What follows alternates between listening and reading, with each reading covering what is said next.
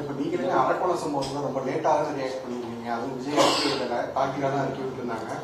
இது எப்படி ஒரு கன்சிஸ்டன்சி இல்லை. தோழர் அறிக்கையே விடாத போது பேசல, நீங்க வெளியவே வரல, நீங்க மாநாடு போடல, நீங்க மக்களை சந்திக்கல. நீங்க மாநாடு போட்டார், வெளியே வந்தார், மக்களை சந்தித்தார், அறிக்கை விட்டார். ஆனா அறிக்கை விடும்போது அறிக்கை மட்டும் விடுறீங்கன்றீங்க.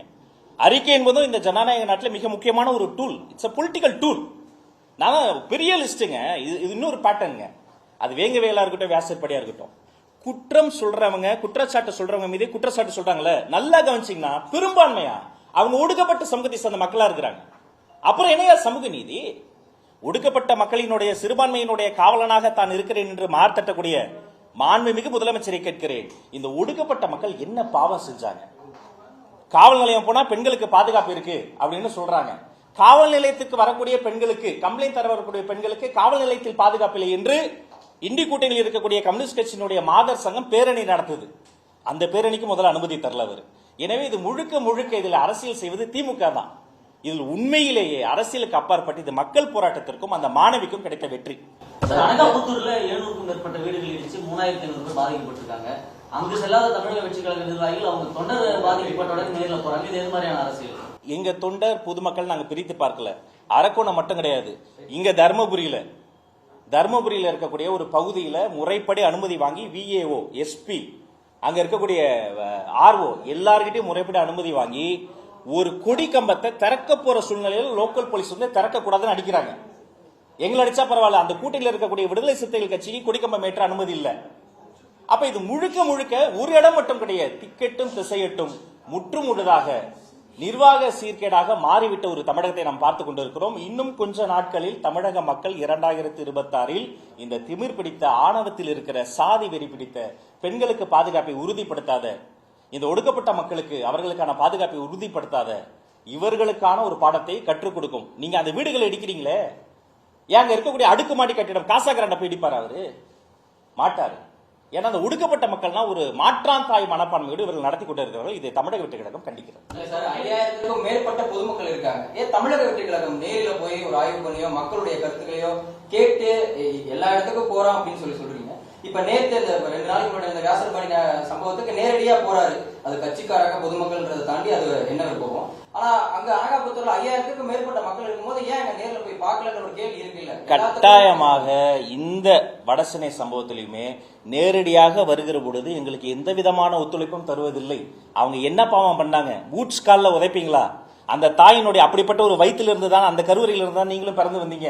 மேலதிகாரிகள் சொல்றாங்களா, உங்களுக்கு மேல இருக்க அரசியல் தலைவர்கள் சொல்றாங்களா, எங்களை வேலை செய்ய விடுங்க, எங்களை மக்கள் பணி செய்ய விடுங்க, ஏன் பயப்படுறீங்க? இந்த ஆளுங்கட்சியினுடைய அச்சத்தின் வெளிப்பாடாக எங்கு போனாலும் ஒரு நெருக்கடி தந்து கொண்டே இருக்கிறார்கள். அது எந்த பகுதியாக இருந்தாலும் சரி, அனைத்து நெருக்கடியும் தாண்டி களமாட நாங்கள் தயாரா இருக்கிறோம். ஆனால் மீண்டும் பெண்கள் மீது கை வைத்தால் மக்கள் போராட்டம் வெடிக்கும் என்பதை எச்சரிக்கையாக சொல்லுவோம். அனகாபுத்தூர் மட்டும் கிடையாதுங்க, எங்குமே போறதுக்கு அனுமதி மட்டும் கிடையாது. அனுமதி வாங்கி தானே நாங்க தர்மபுரி போனோம். ஏன் அடிச்சீங்க? ஏன் கொடிக்கம்ப வைத்தல?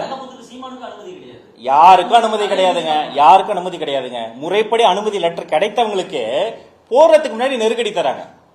அதனால இந்த நெருக்கடினால எங்களை மடக்கிட முடியும், குறைச்சிட முடியும் நினைக்காதீங்க.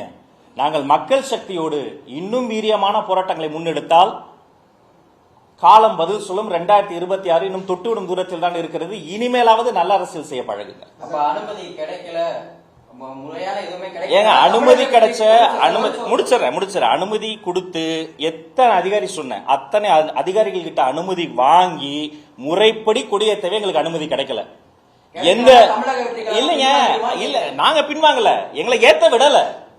மகளிர் அணி போய் ஒரு பிரெட்டையோ பாலையோ கொடுக்க விடல.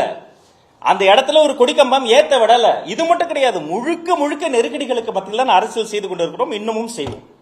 இந்த வியாசர்பாடி விவகாரம், முல்லை நகர் விவகாரத்துல ஒரு சிலர் கட்சியில அங்கீகாரம் பெறணும், அடையாளம் பெறணும்ன்ற காரணத்துக்காக தான் இந்த மாதிரி உண்மைக்கு புறம்பான குற்றச்சாட்டுகளை முன்வைக்கிறாங்க அப்படின்னு சொல்லி காவல் ஆணையர் அலுவலகத்திலிருந்தே ஒரு அறிக்கை ஒண்ணு வந்தது. இதுக்கு என்ன? தயவு செய்து பெண்களை சிறுமைப்படுத்தாதீங்க.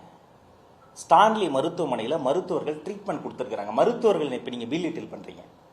அந்த அம்மாக்கு ஸ்கேன்ல இருந்து அவ்வளவு ட்ரீட்மெண்ட் நடந்திருக்கு, இன்னும் அவங்க ஹாஸ்பிட்டல் இருக்கிறாங்க. அத்தனை பேரையும் நீங்க சிறுமைப்படுத்துறீங்க. அப்படி ஒரு சம்பவமே நடக்கலன்னா ஸ்டான்லி ஹாஸ்பிட்டல்ல இருக்கக்கூடிய மருத்துவர்கள் தப்பு பண்ணிட்டாங்களா? ஒரு விஷயத்தை தப்பு நடந்தா தப்புன்னு கால் அவுட் பண்ற தைரியம் வேணுங்க உங்களுக்கு. ஆனா அதுக்கு பதிலாக அதை மறைத்து முட்டு கொடுத்து அப்படி நடக்கவே இல்லை. இதான் சொல்றது ஒரு பேட்டர்ன். இதுதான் காலங்காலமா நடந்தது. புல்லட்ல போன பையன் கையை வெட்டதுக்கு சாதி காரணம் கிடையாது. அப்ப அவனே கையை கொண்டு போய் கத்தியில வச்சுக்கிட்டானா? தண்ணீர் தொட்டியில மலம் கலந்துட்டா அது இவங்களே தான் கலந்தாங்க. என்ன மனசாட்சியில எங்க குழந்தைக்கு நாங்களே கொடுத்துருவோமா? வியாசர்பாடியில காவல்துறை அடிக்கவே இல்லை. அப்ப ஸ்டான்லி ஹாஸ்பிட்டல் என்ன அவங்க படுக்க போட்டு அவங்க வெறும் ட்ரிப்ஸ் ஏற்றி அனுப்பிட்டாங்களா? அது என்ன நாடக கம்பெனியா? இந்தியாவினுடைய மிக முக்கியமான மருத்துவமனை. இங்கு ஒரு பிரபல நீதிபதி சொன்னதை நான் சொல்கிறேன்.